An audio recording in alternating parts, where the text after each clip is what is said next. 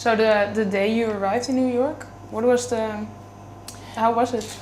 It was in September. It's all I remember is the month because I had never seen in real life the fall colors. It was the end of September, early autumn. And I had actually gone as far as Fort Lee, New Jersey, which is right over the bridge from Manhattan. And that's as far as these two were going. And I was going to stay in their basement for a little while until I could get to New York. And I just stepped out of the car into this shower of golden red leaves. And I knew, this is it. What year was that? God, 98, I think, 90s. It was the late 90s. That part's a blur because I went to New Jersey for the first year and then ended up in New York by 98, 99. Let's see, 16 years ago. when you 96 maybe. Phew, time flies. So when you made this plan, moving to New York, what did you want to do there? What was the... Music. I knew I wanted to go sing. I had this notion as well, like my dad was a big Billie Holiday fan and he was watching once on television the movie with Diana Ross where she portrayed Billie Holiday, Lady Sings the Blues. And I was about probably 9 or 10 and I said to my parents after, I sat and I was mesmerized by the movie. I said, I'm gonna move to New York and become a heroin addict and a blues singer. And my dad, of course, sat me down to explain what a heroin addict was. I didn't venture far from that fantasy when we first got to New York.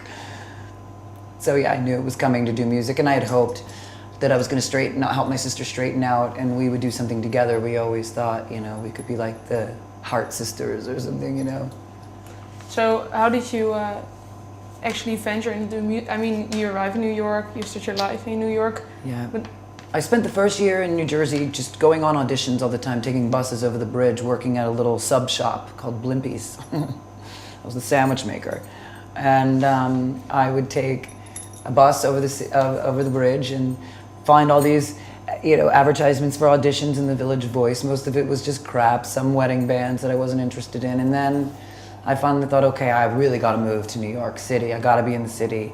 And I started getting the classifieds and circling apartments. All of them were unaffordable. So then I thought, well, maybe I should get a job in New York first.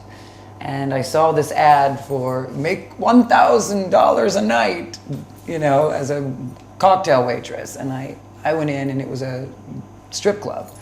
So I said, okay, I want a waitress. And they said, well, you should probably dance, you'll make more money. And so I danced and I did make about $1,000 a night and quickly got a great apartment in New York.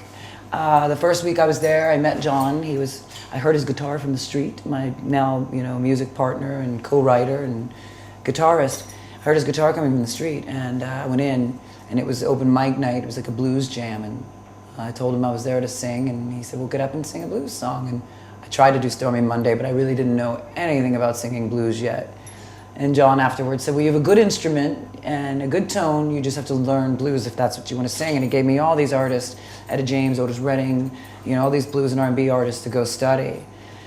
And I said I'd be in touch. He gave me his card, but in the lifestyle I was living at that point, I took a little detour into some, ugly territory with drugs and the $1,000 a night started to be very destructive to make that kind of money when you develop a drug habit.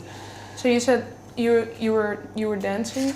Was that something you did in the back of your mind? This is just for now. Music is for. Oh yeah, and I would always say it too. I would make sure everybody in the club knew I'm getting out of here. I'm not going to be like you people in here when I'm 30. And I did. I got out pretty quickly. I had no choice because fortunately, really, in retrospect, the cocaine issue took me down so hard and fast that it got me out of that hellhole.